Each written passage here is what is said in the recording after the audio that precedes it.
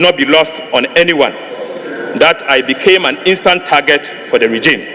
Mr. Speaker, I was charged on the Christmas Eve, a few days after the rejection of the e-levy and the 2022 budget.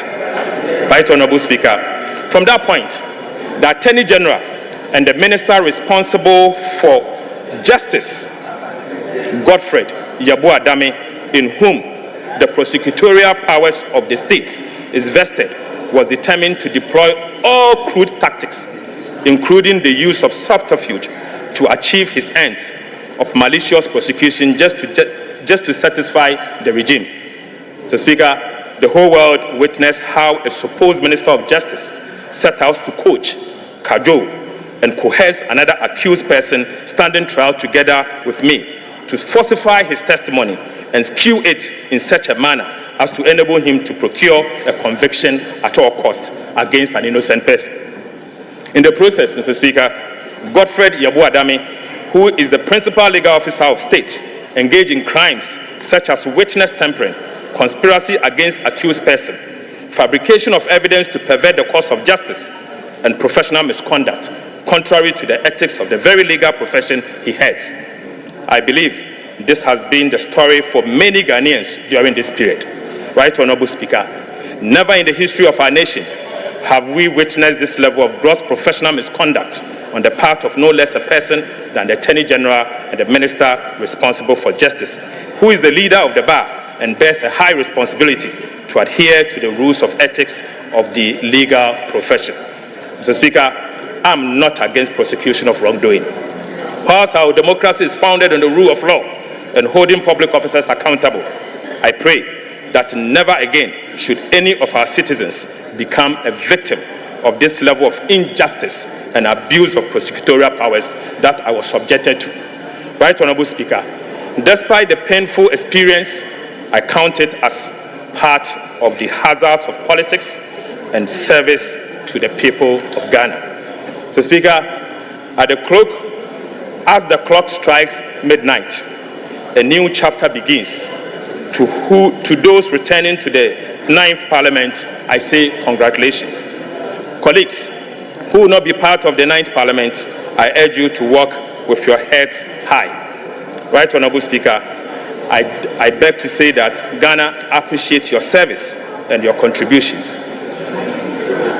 Be proud because you have worked for Mother Ghana.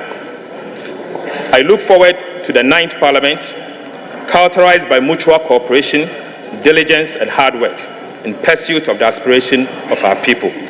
At this juncture, Mr. Speaker, let me thank the gallant 137 members of the NDC caucus on behalf of the NDC leadership. Special thanks goes to Honorable Emmanuel Ama Kofi-Boah, the Deputy Minority Leader, Honorable Govins Kwame Abuja, the Minority Chief Whip, Honorable Ahmed Ibrahim, the First Deputy Whip, Honorable Comfort Doyo, the Second Deputy Whip, chairpersons and ranking members from the NDC caucus, the Speaker, the backbench of the NDC Minority Caucus. And let me also thank the Honorable Collins Dauda, the one who has contested every single election since 1992, for his hard work and dedication to democracy. Mr. Speaker, colleagues, aside our disagreement, there were moments of cooperation across the aisle. I want to use this opportunity to thank all members of the 8th Parliament.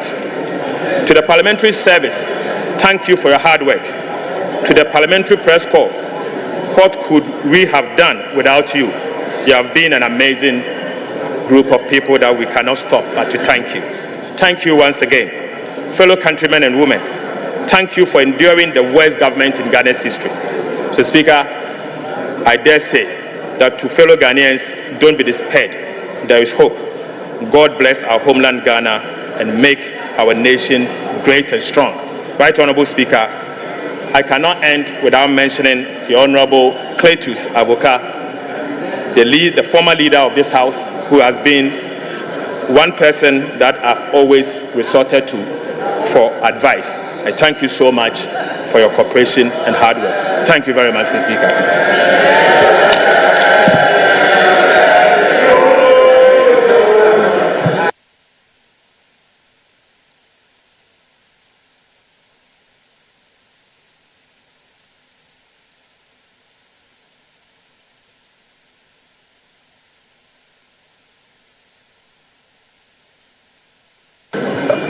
Honorable members, it's now the turn of the Majority Leader and the Leader of the House.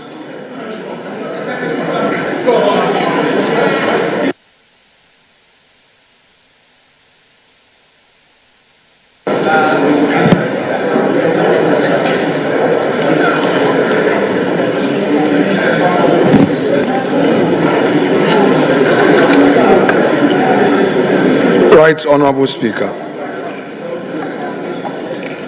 thank you for this opportunity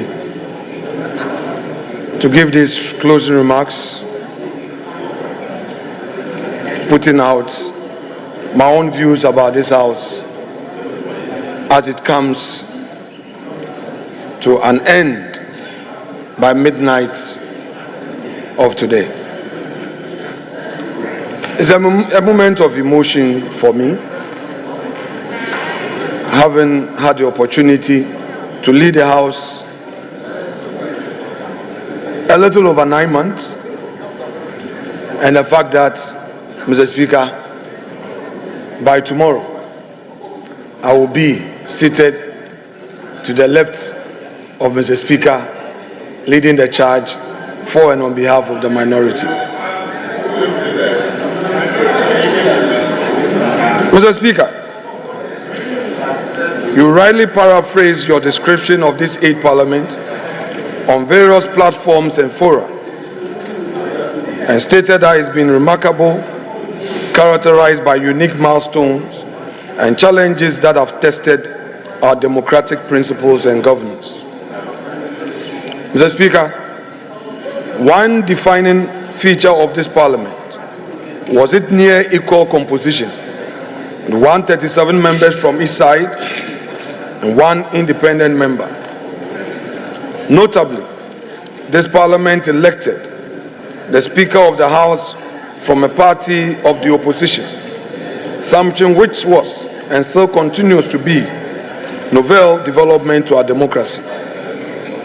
We also had an equal number of female representation from both sides of the aisle, 20 female members apiece, bringing female representation to 40, that account for 14.5%, the highest female representation in Parliament ever recorded in our 4th Republic. This Parliament, at both sides of the House, has had the course to change their leadership in order to give opportunity to some members to serve in the front bench. It is therefore right to conclude that the 8th Parliament truly pushed our parliamentary democracy to its limits and tested how far we can go with our practice of parliamentary democracy. Mr. Speaker, I rose from Deputy Leader to Majority Leader. In my days as a Deputy Leader in this House, I received a lot of good counsel, not only from our side, but from my friends opposite. I remember the quiet moments where they would call me to their office and engage me in spite of our disagreements in this House. Mr. Speaker, permit me to mention a few of them and thank them for the purpose of Hansard. Honorable Harun Idrisu, Honorable Rashid Pelpo, Honorable Kletos Avoka, my respected senior Adaba and brother, Honorable Ahiafo. Mr. Speaker, I also received good counsel from many of my own side. The first Deputy Speaker, Honorable Joe Osewusu, the second Deputy Speaker, was also very handy for us to discuss issues about governance in the chamber. But Mr. Speaker, not the least is the man I succeeded. For the purpose of Hansard once again, Mr. Speaker, this is a man who took it upon himself to get me to pay attention to parliamentary business. I always remember with nostalgia his first official traveled with me all the way to Hanoi, Vietnam. In his hand was his standing orders and the Constitution. He urged upon me to always read the standing orders and encouraged me to aspire for the leadership of the House. I am happy to say that in my days as his deputy, although he is not a lawyer, he was well versed with the standing orders and the Constitution. Before I could say a word, he knows where a particular provision is. And we worked together, gave me the opportunities to shine, and eventually made way for me to succeed him. Honorable Osei Che Mensah Bonsu, I thank you most sincerely. You defined my leadership. You played a key role. We may have our differences, but I want to say that you have made it possible for me to stand on my feet today, especially as I enter opposition and to lead outside in minority. It is that which I learned from you that I will depend on to make a headway in my leadership. Mr. Speaker, there were great elderly senior members on my side, such as Honorable Kennedy Japan, Honorable K.T. Amon, who were also with me in moments of difficulty.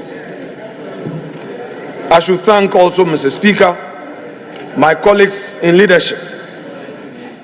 Honorable Arnold Dompre, the Chief Whip, a workaholic being. Mr. Speaker, there were a number of times he had to sleep in Parliament to organize and make things work for me to take over as a leader. He and his deputies worked tirelessly in assisting me to manage a very difficult house. Honorable Dompre, Honorable Habib Idrisu, Honorable Alexander Tete, I say God bless you. I'm thankful to you for all you did. And my able deputy, she was more than a mother to me, to calm me in difficult moments. Her wise counsel has made it possible for me to lead the House till this day. We are both Catholics. She never ceased to remind me of the power of our rosary as Catholics. The morning prayers, the morning encouragements, calling me Kwamena, let's pray. Madam Patricia Apieje, God bless you for all you did. And to my colleagues opposite, you made the best come out of me. I was always watching the videos of Honorable Eric Opoku. This is a man who can punch extremely hard with facts. You dare not challenge him, and I dare not challenge him, because he will take you to another level. Honorable Kwame Abuja, we were there together in opposition. Those days, we struck a good accord. We had our own esprit de corps. And when you assumed leadership, I thought I could explore that for a good way forward. You often disappointed me, but you got the best out of me. Kwame, thank you. And Ahmed Ibrahim, the deputy whip, he did all the dirty jobs. We disagreed, and I will call Ahmed and say, Ahmed, I thought you were a Pentecost elder. Why are you doing this to me? And he says that, Mensro, anyhow. But the next moment he will hit me hard. But Mr. Speaker, I also got somebody amongst them to pound small. I also took advantage of his emotions, and I provoked him lightly so that I also settle scores. My senior brother, Honorable Emmanuel Amakofibua. Mr. Speaker, I recall at one point you had to settle the matter where I would constantly parading and flagging my standing orders, and he felt it. At the end of the day, that was the beauty of democracy. And I told my brother, no more Ato. Mr. Speaker, Ato will talk to you nicely. Have a good conversation. By 5 o'clock, he will call you and tell you, Kwamena, no deal. The political committee says we can't support you. Mr. Speaker, many did not understand why I was combative on a number of occasions. There were those who didn't know how the heat was on me and were saying that you are majority leader, reach out. Mr. Speaker, the minority were such a tough, stubborn, difficult side. Mr. Speaker, you could never have an agreement with them because they were smelling power. And I understand, rightly so. The number of government business I would have loved to complete for political expediency and perhaps for purposes of principle, I did not get the support from my respected colleague. Many were the disappointment, Mr. Speaker. I'm sad that as a house, we could not deal with the following. One, the 1D1F. Mr. Speaker, I'm still of the conviction that this was a government policy to help the private sector. Mr. Speaker, being from the private sector fraternity, there was no way I viewed the initiative as a giveaway, as a freebie, especially so when the majority side had compromised and agreed to take away the raw materials component of the support to the private sector. But again, our colleagues could not support, not even to allow us to take some of the companies out and proceed to approve them.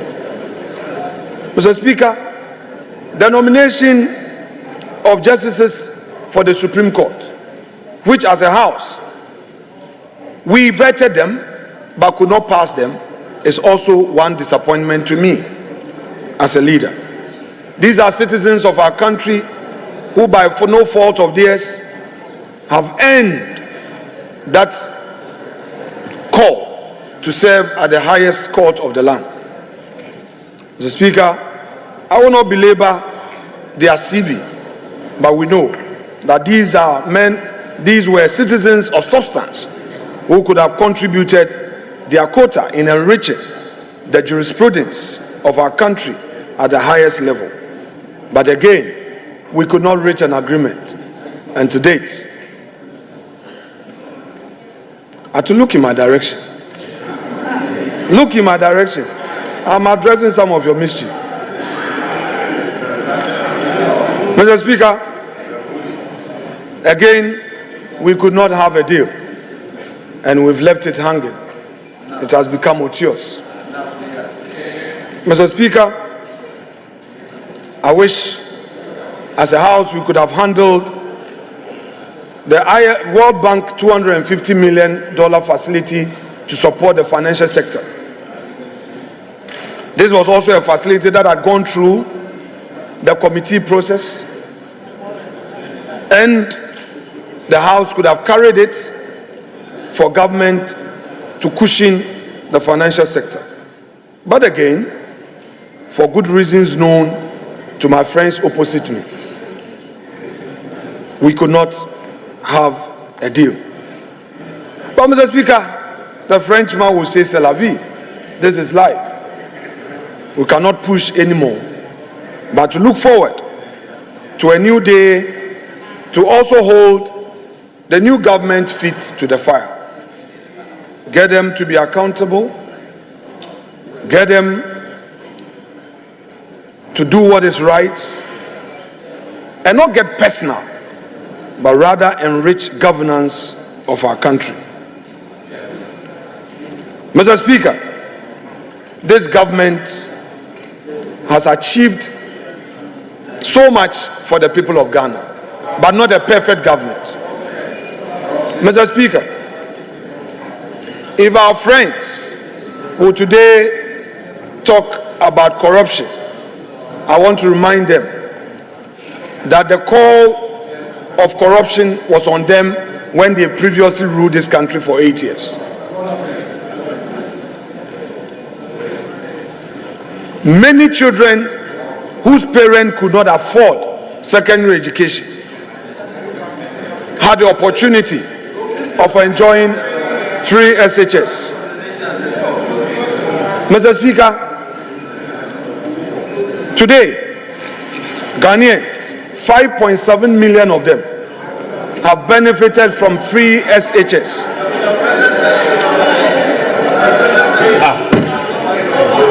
Mr. Speaker, another state of the economy. Not only did we have 5.7 million Ghanaian children benefiting from free SHS, we also had government introducing free TVET.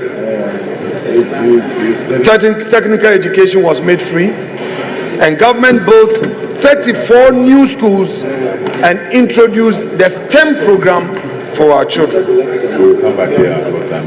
Mr. Speaker, this government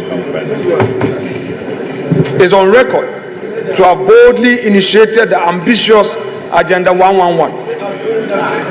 These projects are at various stages of completion, and we expect that from tomorrow, the new government will take immediate steps to ensure continuous funding of these projects so that our people will get better health care. Mr. Speaker, the government, in terms of roads, added no less than 14,000 kilometers to our existing road infrastructure.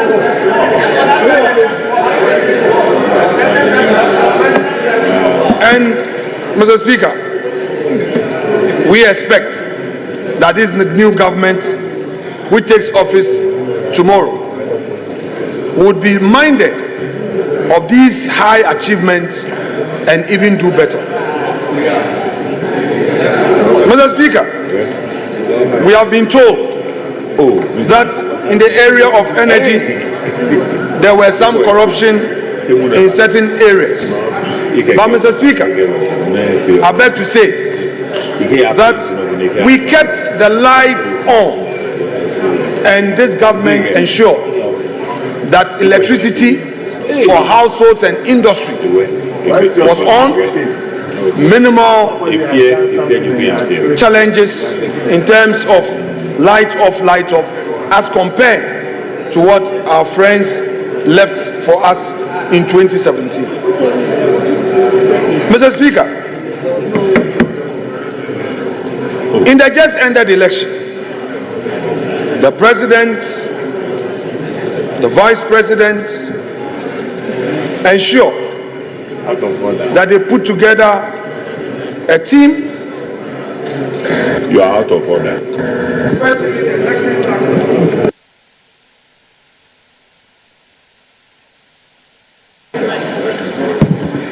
To assist the Electoral Commission in ensuring that we had a peaceful election. Mr. Speaker, whilst I am on my feet, Honorable Nielande van der Poel will put on his mic. Mr. Speaker, he has to stop. This aspect of their intolerance, Atu spoke, even getting personal, but they can never take it. Mr. Speaker, I don't understand. Atu spoke, he even went personal. We kept quiet and listened to him. You are on your feet, on in your mic. Well, this is your nature. Mr. Speaker, we had a very peaceful election. Dr. Mahamadou Bawumia, the presidential candidate of the MPP, conceded defeat long before the official declaration by the EC. But what did we witness? Violence upon violence orchestrated by the leadership of the NDC,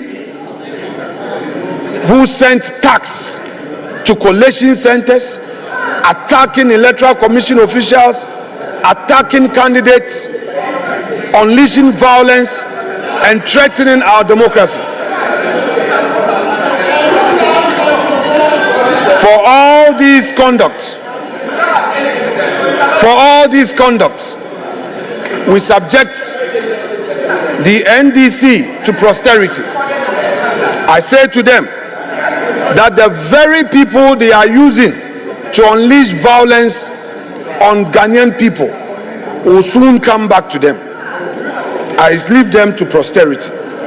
Never again should we witness such an attack on our democracy, where at collation centers, organized thugs are moved in pickups to disrupt the collation process. Mr. Speaker, whereas the MPP accepted the results and even relied on due process of law to get justice, the NDC decided to unleash violence on the Ghanaian people. Mr. Speaker, Nana Addo Dankwa Akufo-Addo, the President of the Republic, has made his name in Ghana and in the sub-region. It is therefore not surprising that the ECOWAS recognized him and gave him a title, Mr. Democrat. Mr. Democrat for the good works he's done for democracy. For over 40 years in public service, he distinguished himself, and the sub-region celebrated him. Mr. Speaker, the 8th Parliament, however, witnessed some unfortunate, sad situations. The loss of our colleagues, Honorable Philip Baswa of Kumewu, Honorable John Ampontua Kuma of Ejiso, as well as some 18 former members of Parliament and a former First Lady, Her Excellency Teresa Kufuor. Mr. Speaker, all these persons who were in public service passed on within the period, and I say, may their souls rest in peace.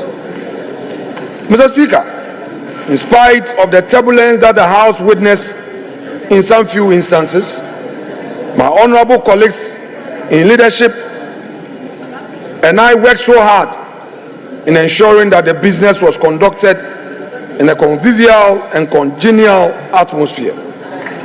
This Parliament achieved notable legislative milestones, passing 41 bills, including Private Members' Bill, a first in our history. We facilitated the passage of 48 regulations and approved significant agreements and reports bolstering Ghana's socio-economic development. Furthermore, the 8th Parliament approved the nomination of His Lordship Justice Eni Yeboah for appointment to the High Office of Chief Justice of the Republic, and after his retirement, Her Ladyship Justice Gertrude Araba Esaba Saki-Tokonu took over. Mr. Speaker, the House in all vetted and approved 9 justices of the Supreme Court and 2 Chief Justices during a tenure. Mr. Speaker, under your leadership, you initiated the Visitors Program and the Citizens Bureau, and this strengthened public engagement and participatory democracy. Parliament also celebrated the 30th anniversary of parliamentary democracy and hosted international conferences such as the 66th Commonwealth Parliamentary Conference and ECOWAS parliamentary sessions, which took place in my constituency, Efutu. These events reinforce Ghana's commitment to democratic principles and regional cooperation. This is an outstanding achievement in the quest to enhance our democratic governance. Mr. Speaker, in spite of all these great achievements strengthening the pillars of Parliament, we in the majority have some few challenges in the manner you handle the House. There were times that we felt you were partisan And there were times that we felt you could prevail on our colleagues better in cooperating with us. There were times that we felt we were let down. But Mr. Speaker, as you always say, you cannot do it perfect and cannot get it perfect. You did the best as you could.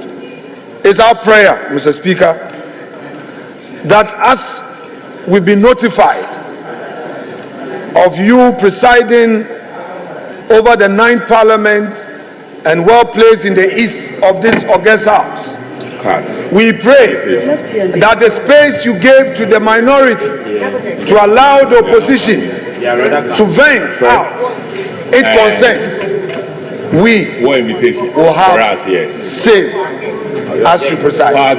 We have no doubt on our mind that you will do that for us. Mr. Speaker,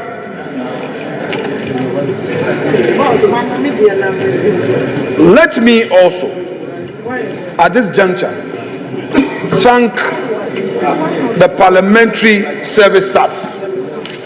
What would life be without them? What would life be for the MP of this parliament, the member of parliament of this 8th parliament? What would life be without them? They are the quiet councillors who are not recognized but make a lot of input to enrich debate and make us better in our legislative work. Mr. Speaker, from the clerks at table to all those who support you, every parliamentary staff, on behalf of the House, members, Second Deputy Speaker to take the chair. This one too. Among the ball. I feel your power.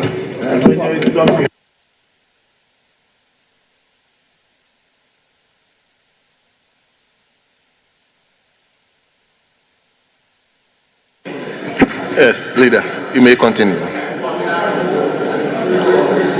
On behalf of my colleagues of this august house, I say a big thank you for your service and all you've done to help us become better than we think of ourselves. Mr. Speaker,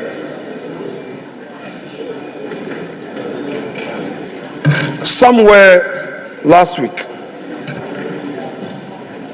when my party was considering who should lead the House, I had cause to be worried over a few issues. An elder statesman spoke to me and told me, don't take it personal. Don't take it personal. This is politics. I therefore would want to respond to my respected colleague, Dr. Casey Latefoss,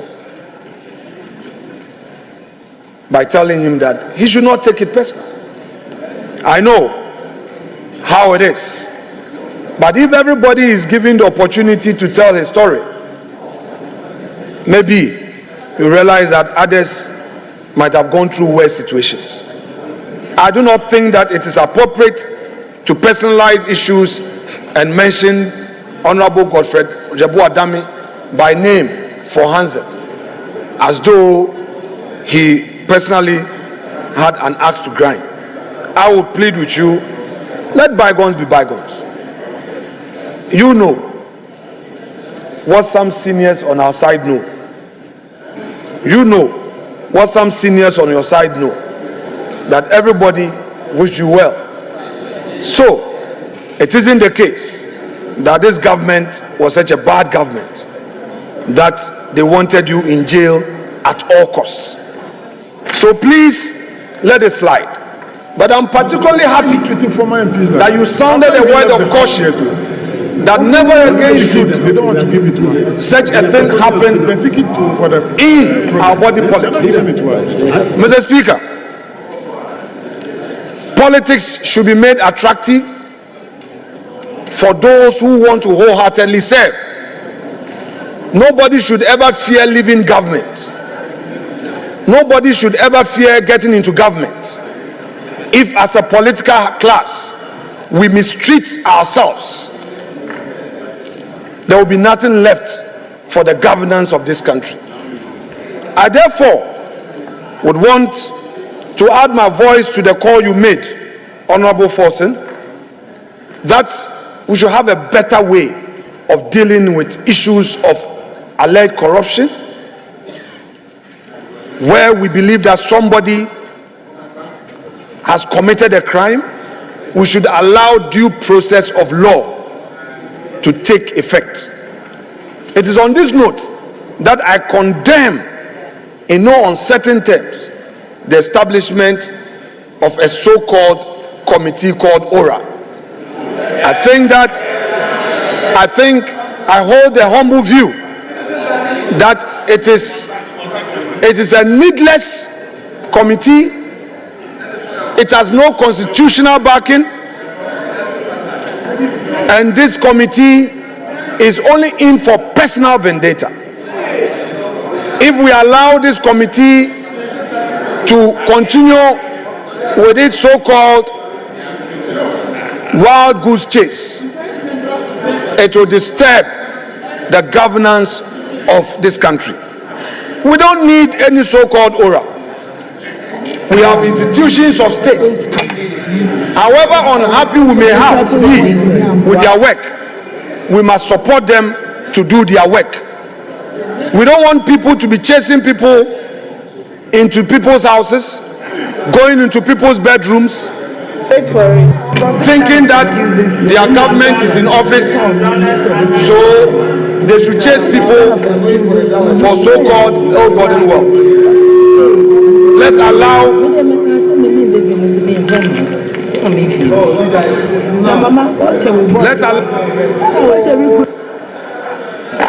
Mr. Speaker, they should expect more from tomorrow. This is what, you can't take it. I've too spoke. Then you've been putting up my mic, disrupting me. I will speak. Yes, it will be longer than this. Mr. Speaker, Ghana has come of age, and I expect my friends in the NDC to know that it is not a populist agenda that makes a nation strong. It is due process of law that makes a nation strong. I regret that members of this hallowed chamber are advocates of this illegal, unconstitutional, so-called body called ORA. Mr. Speaker, let me remind my colleagues that the incoming minority caucus has a mantra, and I will disclose a mantra to them: touch one, touch all. We are not going to allow you to use unconstitutional means to shut us up, to frustrate people, to chase people into their homes. We will stand firm and collective in ensuring that we stop any injustice. Let us allow the laws of the country to work. Mr. Speaker, in 1996, the elections delivered 133 seats for the NDC and only 61 for the MPP. That was a minority of conscience, however many its minority was. Yes, leader. Hold on. Yes.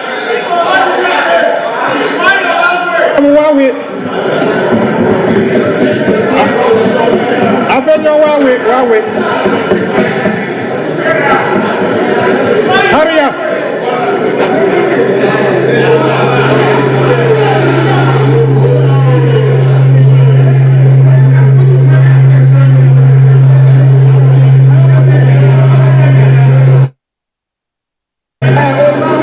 Like a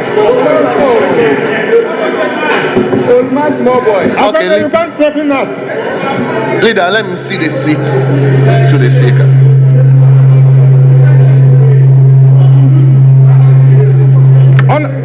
Honorable Wawe. Honorable Wawe.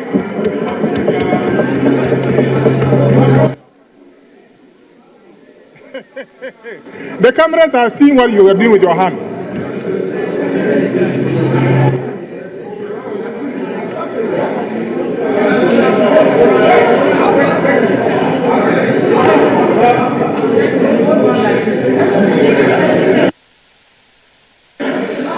Mr. Speaker, thank you and welcome back. Mr. Speaker, the MPP, incoming minority, will not allow the NDC government to use illegalities and unconstitutional means to frustrate and abuse the rights of former appointees of the Akufo-Addo government. Our mantra is touch one, touch all. We will encourage the NDC majority to be guided by its promise to the people of Ghana and rather use its limited time in office, the 4 years, to bring development rather than chasing political opponents. The people of Ghana are expecting the e-levy to be abolished. The people of Ghana are expecting that cocoa prices for the farmer will be increased without delay. The Ghanaian people are expecting that taxes at our ports will be reduced significantly. The people of Ghana expect that only 60 ministers will get appointed into this new government. And the 60 ministers, Mr. Speaker, these are the breakdown. All 16 regions will have one. So if you have 16, you take 16 out, you are left with 44. Of the 44,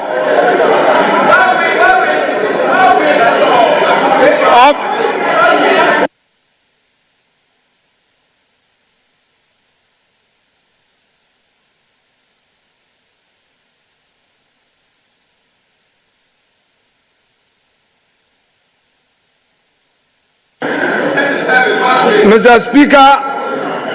Speaker, once upon a time, ASK Bagbin, as he then was, as minority leader at this very dispatch box, said soon and very soon, the MPP will soon see him and know him when he was seconding the motion for Alajete's consideration as Speaker. You haven't seen anything yet. You keep quiet and listen. Soon and very soon, you will see the true politics here. So you relax. But you would hear me. We heard at all. You will hear me. Mr. Speaker, now if you take away 16 ministers from the 60, the regional minister, you are left with 44. Obiniyem. The 44 left. You can only take about 25 from Parliament. 25 from Parliament. 25 out of the 180 something. Mr. Speaker, there is going to be redundancy in this house. And very soon, Mr. Speaker, the majority leader would experience the moment that, Mr. Speaker, you refer to as majority leader. Look behind you, your back is empty. Very soon, your members who will become redundant will not come into this chamber. And there you will see that the minority that you think we are mini minority will become the majority. Speaker, I am not a prophet, neither am I a seer. But this thing I can foresee that is going to happen. Mr. Speaker, even the MPs who will not get positions, there are other non-MPs who are looking for board appointments. So you won't even get board appointments. You won't get it. You are going to be more redundant. Now, your foot soldiers will be coming to you for employment. They will be coming to you for support.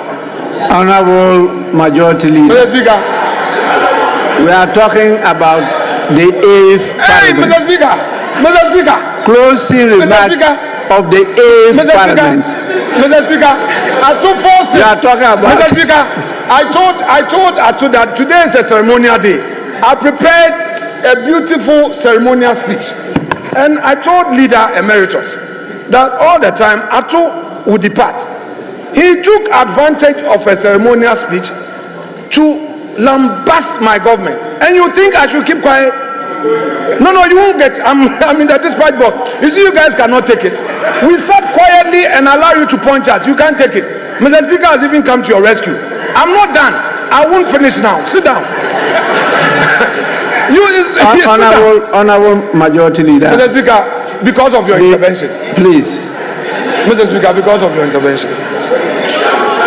Mr. Speaker is my father. That is why I'm obliging him. Even of all he did for you people, you wanted to stage a coup against him. Some of you didn't want him to come again. Mr. Speaker, it is true. And if they dare me, I'll mention names.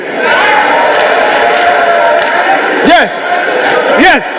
Some of you didn't want Mr. Speaker back. Of all that he did for you to get power, you wanted to remove him. It took the prayers of our side. It took the prayers of our side to get Mr. Speaker back to this house. It took our prayers to get Mr. Speaker back. Some of you wanted to stage a coup against him. Challenge me. Take a Bible or Quran and use it to defend yourself, and let's see. Yes. Mr. Speaker, by the grace of God, you are back. By the grace of God, you are back. It pains some of them. You are back. So, Mr. Speaker,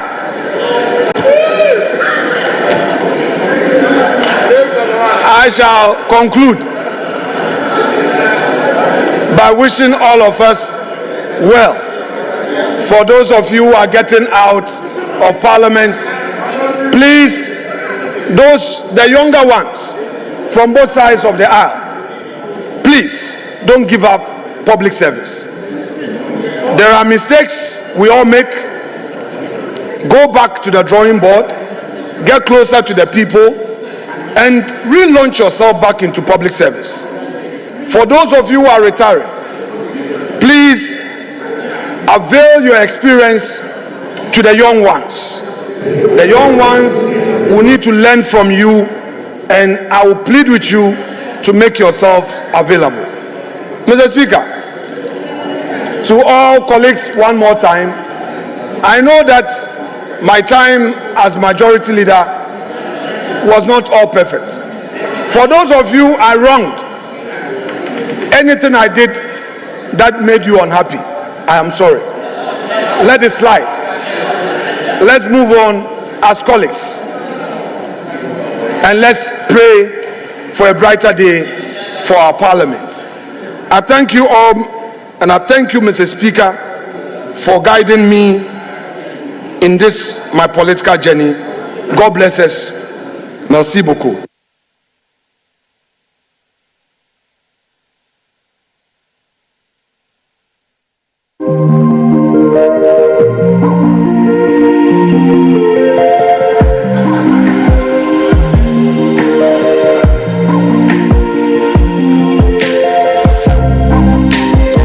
Honorable members,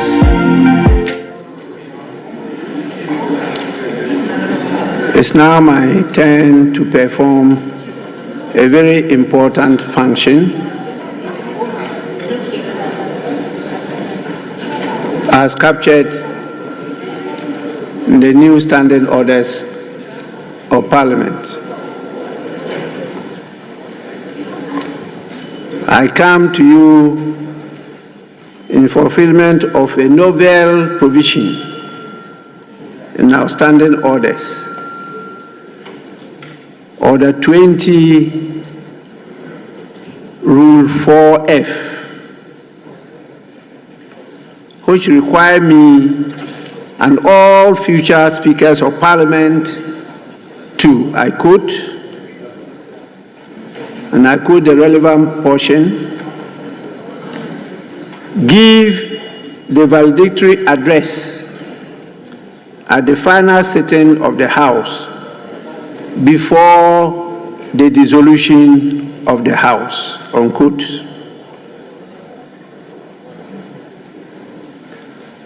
I therefore deliver this valedictory address at the final sitting of the 8th Parliament of the 4th Republic of Ghana with humility and sobering reflections. Humility for the opportunity graciously given me to serve you, to serve all Ghanaians and our great nation, Ghana. Honorable members, in view of the exigencies of the current situation, I plead to call on the Office of the Official Report to capture the contents of the entire address as having been read by me. I further call on the Office to capture the contents of the annual reports of the Parliamentary Service and the handing over notes of the Clerk to Parliament, Mr. Cyril Kwabena Oteng Nsia. You will have details of the valedictory address in these documents.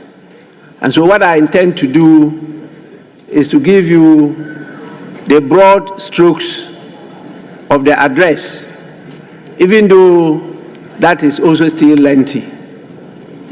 Because a valedictory address is to give a full report of the 4 years of what we have achieved. Let me say how grateful I am to the Almighty God for His divine grace, which has guided my journey and sustained me through the immense responsibilities of presiding over the proceedings of this August House and chairing the meetings of the Parliamentary Service Board. It has been a divine privilege to serve as Speaker of Ghana's Parliament at a time of a historic hung Parliament. And many cases or countries, I should say, including Australia, the United Kingdom, and even Ghana during the tenure of the Third Republic, could not make it to the full hog of the term of the Parliament. But we have succeeded.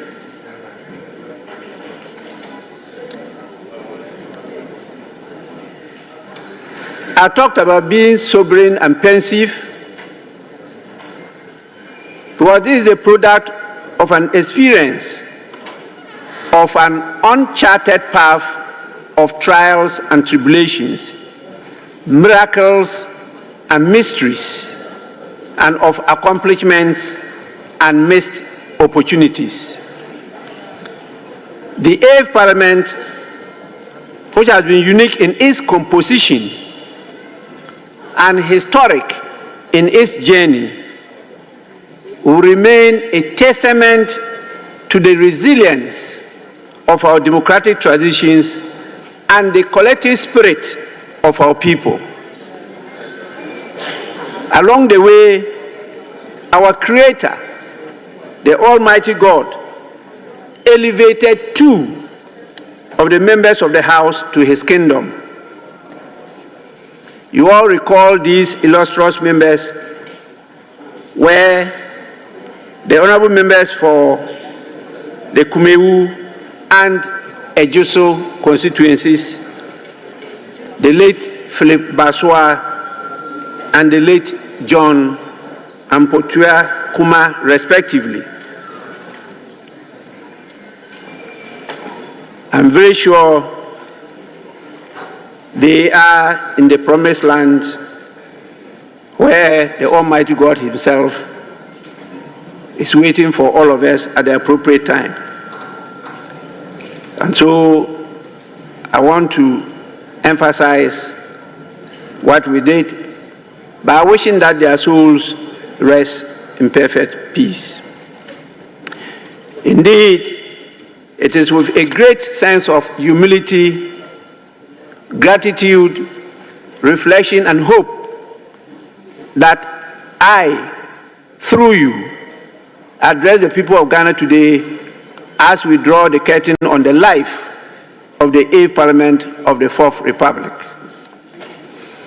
Over the past 4 years, we have together navigated uncharted waters. The 8th Parliament, distinguished by its equal representation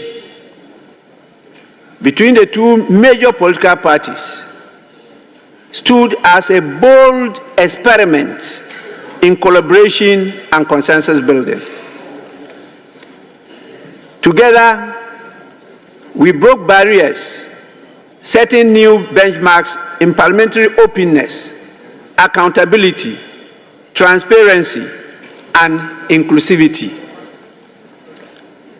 On your behalf, I say, to God be the glory. Honorable members, when you graciously elected me as a Speaker of this Parliament in the early hours of 7th January 2021, I came to take the chair with no doubt in my mind that Ghanaians, from the verdict in the elections of 2020, were calling on Parliament to work in harmony for the greater good of all.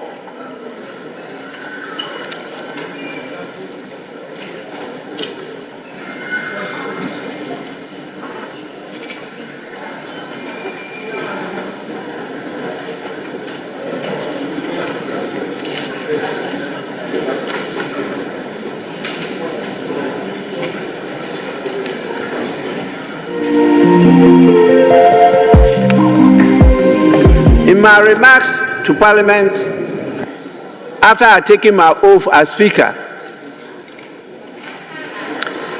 I requested of us all to prioritize, and I want to quote this: consultation, accommodation, and consensus building on matters of public interest.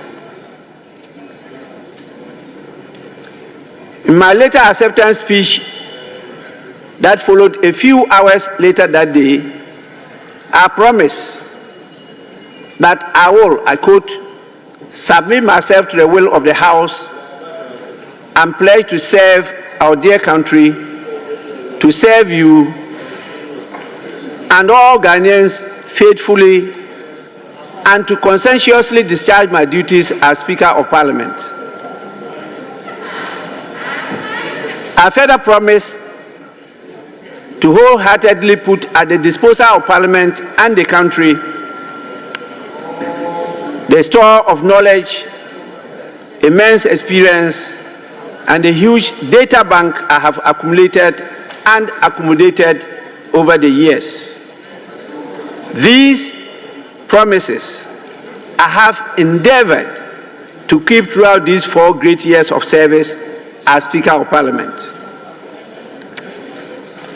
On 15 January 2021, in a welcome address to to the reconvened sitting of the first meeting of Parliament are touched on 5 core areas of parliamentary life. These include a special message to first-time members of Parliament, advice to members who become ministers of state, the expectations of the people of Ghana, of the 8th Parliament, a focus on the core mandate and mission of Parliament without making the 8th Parliament an obstructionist or a rubber stamp legislature. And finally, on the subject of impartiality of the Speaker.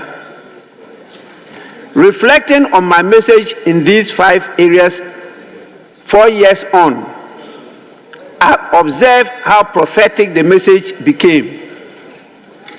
And it still amazes me how those issues I raised have turned out during the lifespan of the 8th Parliament. I am not going to detail that again in this address. But honorable members may recall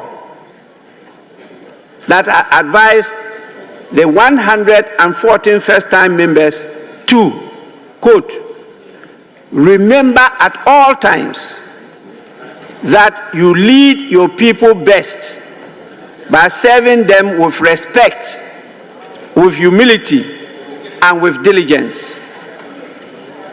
And that ultimately, responsibility for having a successful career in this house rests with you. Honorable members, I must say, some of you heeded this call and have been rewarded with a new term in Parliament at the just ended elections. To those of you who have been privileged to return to the 9th Parliament, I repeat the prayer I said 4 years ago. May your career in this house be as long as and as progressive as mine has been.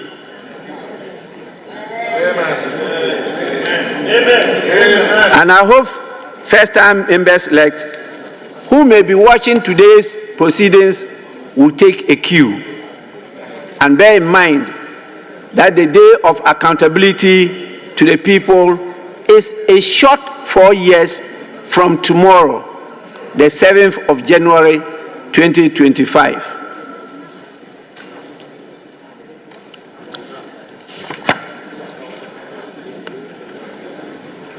Honorable members, in that address 4 years ago, I also emphasized the expectation of the people of Ghana of this 8th Parliament. In denying both the New Patriotic Party and the National Democratic Congress single-party control of the legislative branch in the 2020 elections, Ghanaians were simply instructing the political class to chart a new path, to embark on new ways of transacting parliamentary business, which is nothing else but the business of the people. I reminded members of the call of the voters on us to disband the party-first mindset and mentality. I stressed the call on us to work together as a family with a common purpose. I must say, this Parliament did some amazing work through lots of bipartisan consultations and cooperation. But I note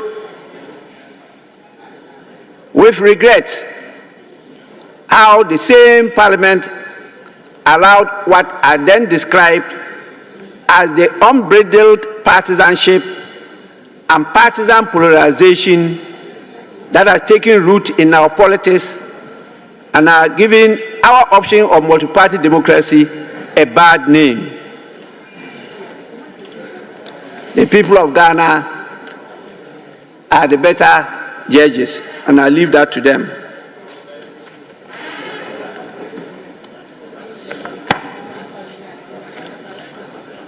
"4 years ago, You all recall there was a gripping fear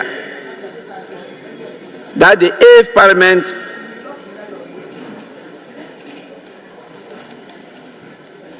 Honorable Member, I want to listen to you when you finish your conversation on the phone. Then I can continue.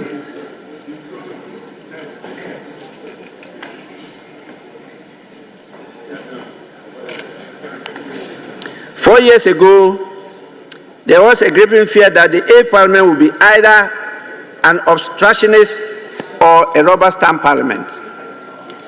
I'm happy today the leaders have given a view which is mixed feelings.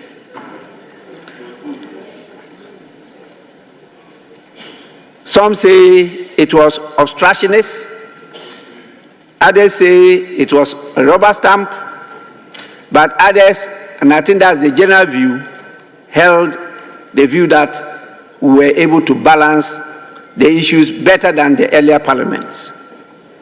And I think this is an achievement.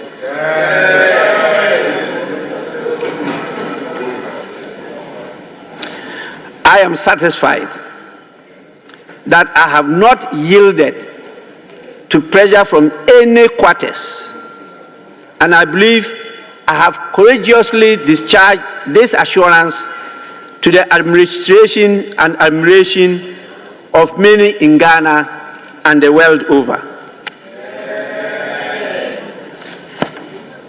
My impartiality is not in doubt. It's only those who are not objective that will think otherwise.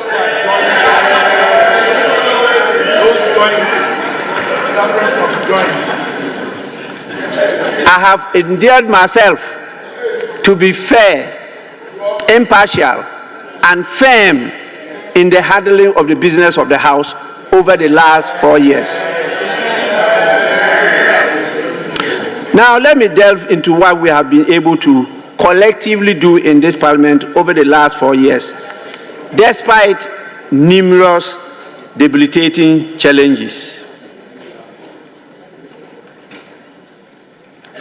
As I said, I will not go into the details because the handing over notes of the clerk to Parliament and the annual reports of the Parliamentary Service have copiously referred to these matters.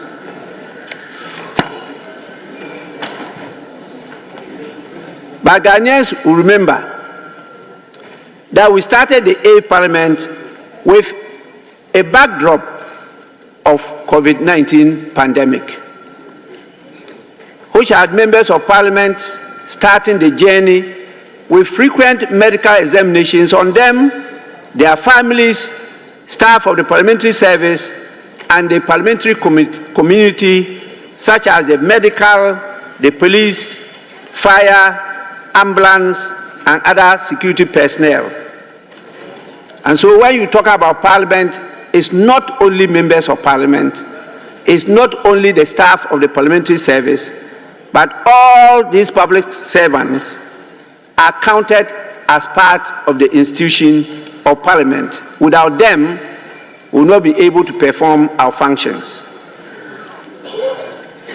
You recall how we had to isolate those of you who were tested positive, and how some of you almost lost your lives as a result of this COVID-19 pandemic.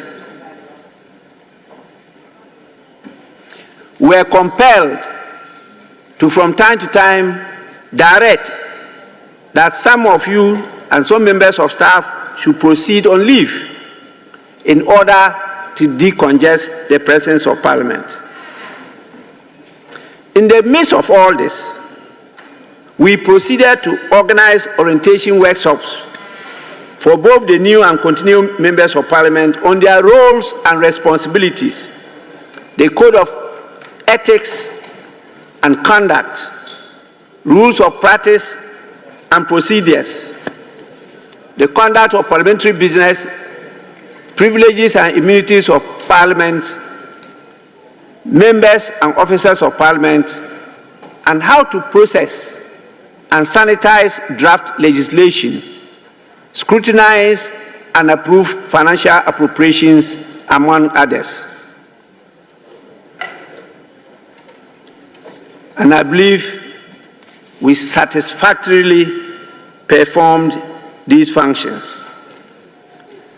Despite these challenges, the 8th Parliament of the Fourth Republic actually hit the ground running with the swearing in of His Excellency the President and providing annual platform for him to deliver the State of Nations address. Apart from scrutinizing annual budgets, after embarking on the post-budget workshops, we also proceeded to hold public hearings of nominees of the President, and it was not only with regard to members of the executive, but also those of the judicial arms of government. But at the end of the day, we had 399 sittings, including today's sitting. We were able to pass 60 bills out of 100 that was presented to the House. 22 of them are still before committees. 6 are at second reading and 4 at consideration stage. 8 of them were withdrawn by the sponsors. Out of the 60 bills that were passed, 5 were private members' bills, setting the baseline record of private members' bills in Ghana. The breakdown is captured in the address. I will not be able to read all because it also captures instruments and regulations, bilateral agreements, contracts, financial, motions, resolutions, and everything that we did as parliamentary business, including the rulings of the Speaker of Parliament. So I want to invite members to take time to go through this address to know at least a bit of what you have achieved within these 4 years. Sometimes these are unknown to the people you serve, and they only see Parliament when the small lenses of the cameras bring to them the few glimpses on the TV, and they think that is what Parliament is made of. So it's important that you take some time to go through yourself to advocate and educate our people. But let me mention some very important legislations we passed. One is the Affirmative Action Gender Equity Act. The other is the Human Sexual Rights and Family Values Bill, which did not receive the assent of His Excellency the President. We passed a very important law on the public financial management of this country, and also on criminal offenses amendment bills. The very important ones are those dealing with witchcraft. We have passed a bill against witchcraft. We've also passed a bill abolishing the death penalty. And we have also decriminalized attempted suicide. These are key legislations that have to be brought to the attention of the people we represent here, because they are going to correct many of the ills of our society, and they are groundbreaking bills. which many countries have sought some support to try and emulate our good example. It is because of these bills that we're able to convince the global community to give Ghana a seat in the Human Rights Council of the United Nations.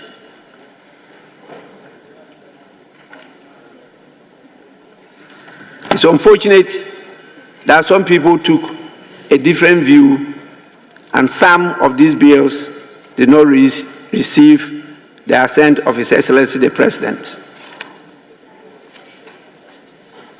However, there are some bills that are pending that are equally very important that I believe the 9th Parliament of the 4th Republic will take on board. One is the Constitution Amendment Bill. Two, the International Business and Economic Transactions Bill. Three, the Interstate Succession Bill. Four, the Budget Bill. 5, Parliament Bill. 6, Parliament Transition Bill. 7, Parliamentary Service Bill. 8, Spousal Rights Bill. These are very, very important legislations that are of, or I should say, that need urgent attention.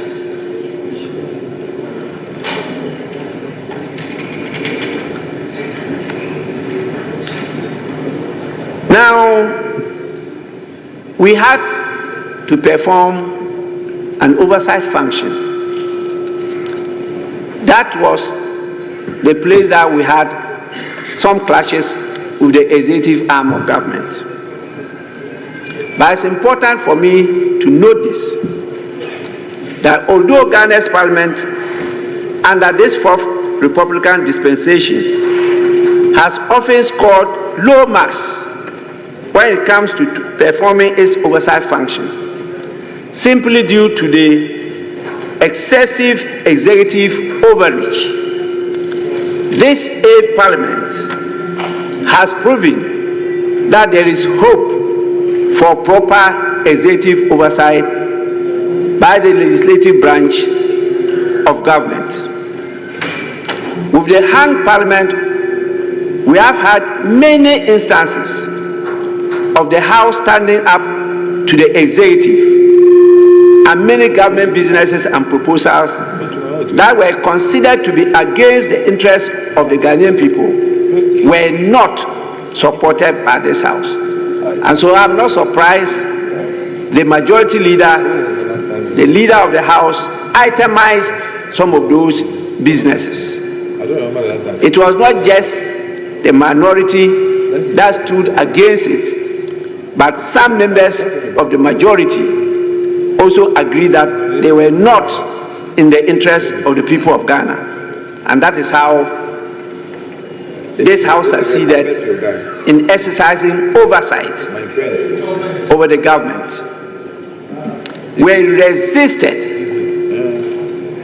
the passage, for example, of the e-levy bill.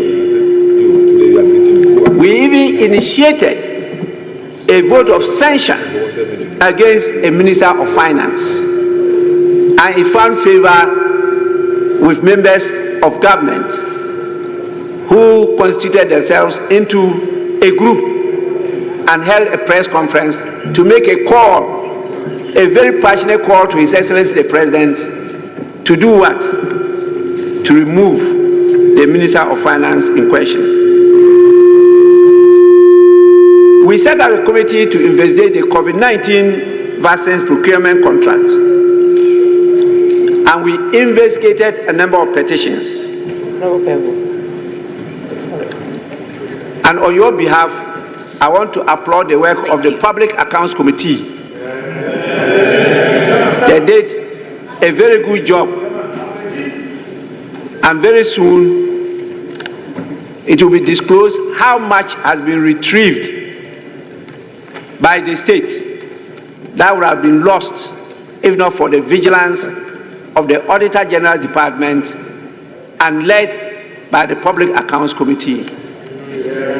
So congratulations Chair of the Public Accounts Committee in the person of Honorable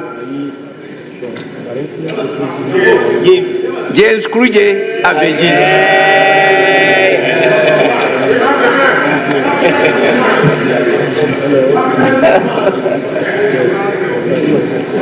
Honorable members, we had 225 committee sittings. The details are in the report. We also filed a total of 1,449 questions. And ministers answered many of them, but not all.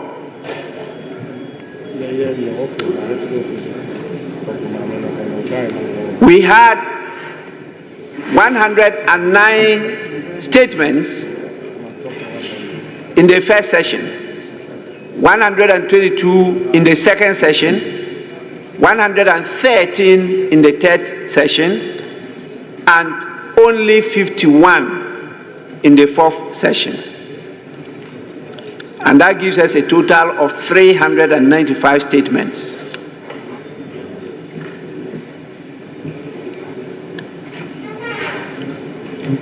Honorable members, let me underscore the debacle that happened on the 7th of January 2021. I'm referring to the unruly behavior of some members of parliament, which caused chaos and commotion in parliament, including the violation of the dignity and aura of parliament by the intrusion of armed soldiers on the floor, and the breaches of the sanctity of a vote leading to my election as Speaker of Parliament. And these are instances that are regrettable. And I want to, on your behalf, apologize to the good people of Ghana to forgive us for our sins. I did. Let me just mention a few developments in the parliamentary service. I'm sure many of you have heard that if for nothing, the parliamentary service staff as of today are more motivated, inspired, and hopeful for their future than before. This is because the Parliamentary Service Board, comprising the leaders of both the majority and minority caucuses, have over the period under my leadership have revised, reviewed, and updated the conditions of service for the parliamentary service of Ghana. We have also created opportunities for them to try to build their capacity to make sure that the institution of parliament is enabled to perform its constitutional functions. We were helped in this direction by the Corporate Strategic Plan 2020 to 2024 we inherited from the 7th Parliament. And so we rolled out a new organizational structure and a grading system for the parliamentary service. We're able to elongate the organogram to create a career progression which was imposed by a short-rank grading structure of the service. And we met some staff that got stagnated in one position for 20 to 21 years without promotion.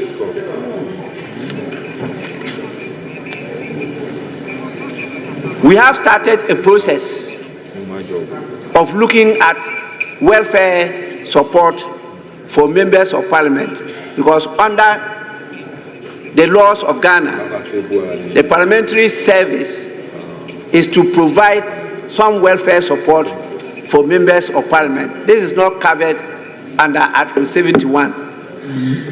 There are matters that must be made available here for you to be able to perform your duties and handle your responsibilities very well.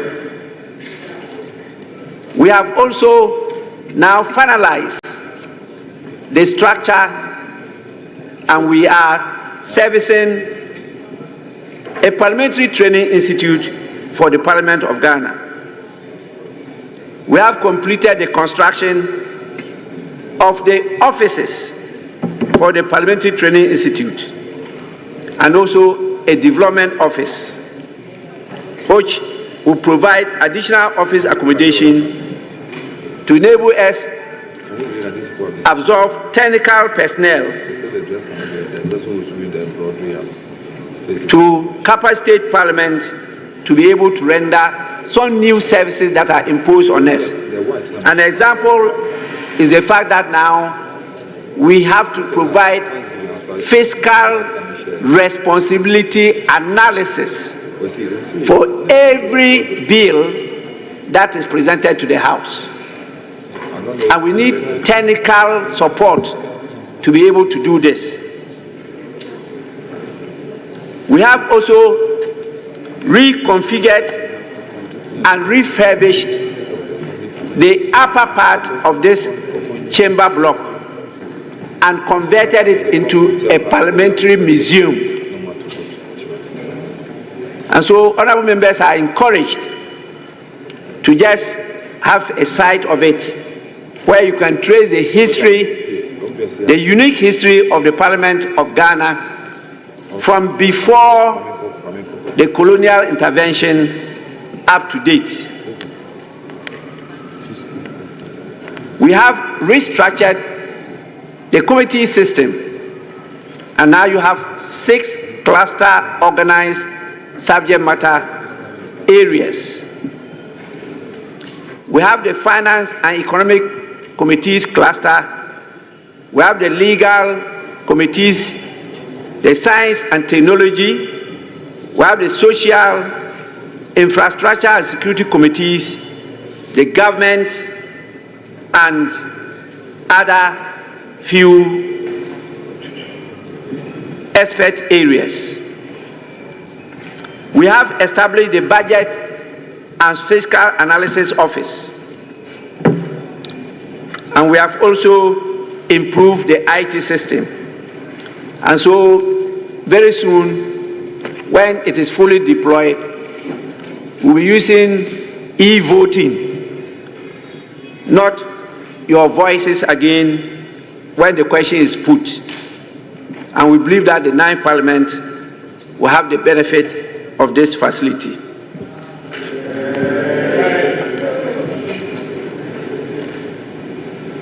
Because of the security situation, we have to up the cyber security system of the House. This is to ring fence and provide firewalls against cyber security attacks. So, honorable members, those of you who were born before computer, the BBC, you have to up your game. Very soon, the Parliament of Ghana will go paperless. And if you were born before computer, nobody will tell you that part of the qualifications of being a member of Parliament is to be a computer literate.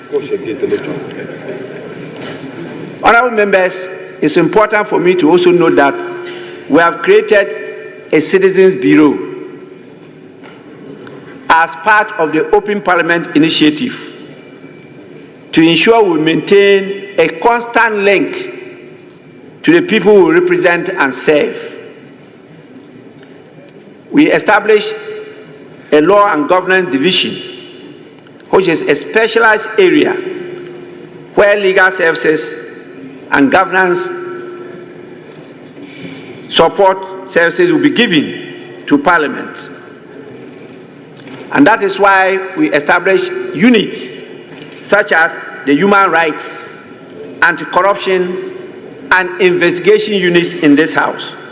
And these are meant to serve the new committees that we've established, such as the parliamentary committees on human rights, legal and constitutional, judiciary, the constitutional commissions, and the independent government institutions, the committees that work on corruption, the Ways and Means Committee, the Security and Intelligence Committee. All these new committees need technical support, and so we have made provision for that. It's with all these developments that this Parliament was adjudged the most open Parliament in Africa. I must say that our interactions with civil society organizations, including the think tanks, have shown a marked improvement in our relationship, and they have provided a lot of technical support for the work we do here. I'm very grateful to all of you, more importantly, to those of you who focus on us providing a comprehensive new standing orders. You'll be surprised the Parliament of Canada reached out to Parliament of Ghana to come and present our new standing orders as part of the illuminating materials for them to also improve on their standing orders. We sent a team led by the outgoing clerk to do that presentation. And I can assure you that our contacts with them show that they will send even more people to come and learn from us, whilst we also learn from them. These are some of the interventions that have catapulted this Parliament to be the first Parliament that has been absorbed as an international affiliate member of the National Conference of State Legislators in the United States of America. The only other country or parliament that got that recognition is Quebec in Canada. All the other applicants are still being scrutinized to see whether they qualify or not. And so we have a place of pride in the International Council of the National Conference of State Legislators. And the outgoing or outgone majority leader and veteran member of Parliament for Swami, who, together with my good self and the outgoing clerk, represented you in that International Council, managed to arrange some interface between the parliaments in America and the parliament in Ghana. And so a lot of you will have the opportunity now to go and understudy the systems. I must say there are very different systems even in the United States itself, while they will come here to understudy our system, and in doing so build the capacity of each country's parliaments. We are also given the opportunity to have sister parliaments, and we reach out to the Parliament of Philadelphia, which will connect with us, and on annual basis we have exchanges apart from the parliamentary friendship associations. We also reach out to the Parliament of Maryland, and they have supported us with their good example of a museum, which is part of the information we gathered together with the one in Japan, India, South Africa, and the rest, to model ours, which I referred to earlier on.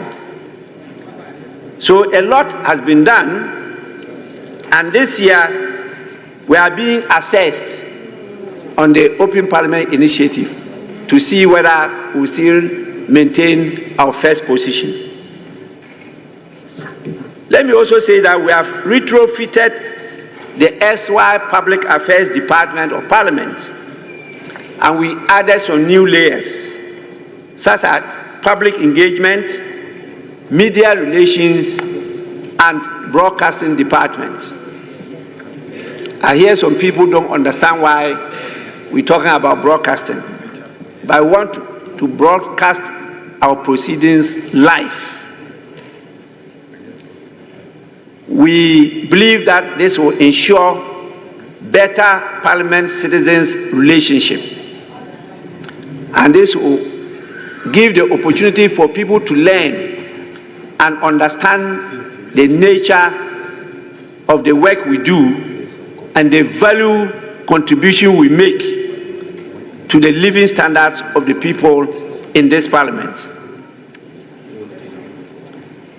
We have, through this, been able to open more student parliaments and parliamentary youth clubs in tertiary and second circle institutions.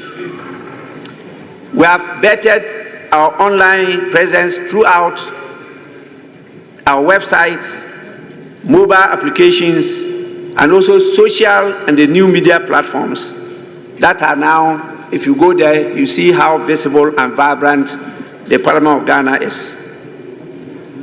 In celebrating the 30th anniversary celebrations of the Fourth Republican Parliament, we were able to reach out to many regions of our country. And I was privileged to have continued also the Speaker's Breakfast Forum, and to add to it the Speaker's Seminal Lecture Series.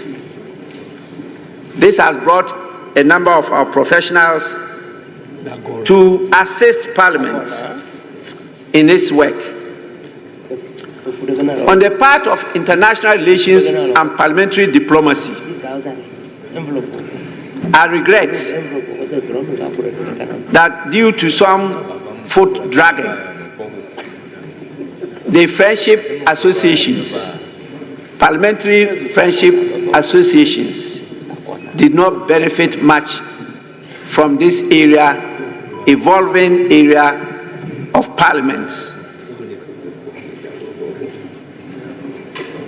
And I pray the 9th Parliament will take this up.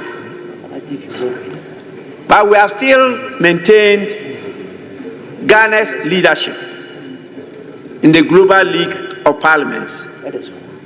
And that is how come I was honored to assume the position of President of the Conference of Speakers and Presidents of African legislatures. All the Anglophone parliaments, Arab,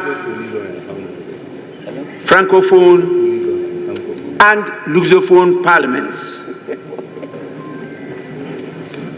You also recall my presidency as the head of the Commonwealth Parliamentary Association International, which led to Ghana hosting the 66th conference of the Commonwealth Parliamentary Association. And this is the first time Ghana ever hosted this conference. And we had attendance from 182 parliaments in the Commonwealth. We had our veteran MP, Honorable Oseche Mensah-Bonsu, being elected to serve as the Vice Chairman of the Executive Committee of this international association. And this is the first in the history of our country. Honorable members, our clerk therefore had the opportunity to lead the clerks at table internationally, and together we worked to sign a number of memoranda of understanding with not only America, but also other parliaments in Africa and other countries. I may only mention just a few. We have with Hungary, Germany, Panama, and I'm happy to say that one of our sons is the husband of the Speaker of the Parliament of Panama. He's from Akwamufi. Yes, just a few days ago, and I think he's still around because he's coming for this transitional period. We also have with KwaZulu-Natal and Limpopo in South Africa. We have Alabama in the US. We have with Namibia and Tanzania. I also led delegations for us to visit the Parliament of Pennsylvania, Cote d'Ivoire, the Republic of Benin, and we have established some relationship with them. Future parliaments will benefit from all this work of the 8th Parliament of the 4th Republic. And so in conclusion, despite the many successful happenings within the past 4 years, our journey was not without its trials and tribulations. We faced moments of impasse and discord, a natural consequence of our shared but sometimes divergent aspirations. From the logistical challenges of managing an even-numbered parliament to the occasional breakdowns in bipartisanship, our resolve was tested. From the many unpleasant encounters with both the executive and the judicial branches, the resilience of our democratic architecture was measured.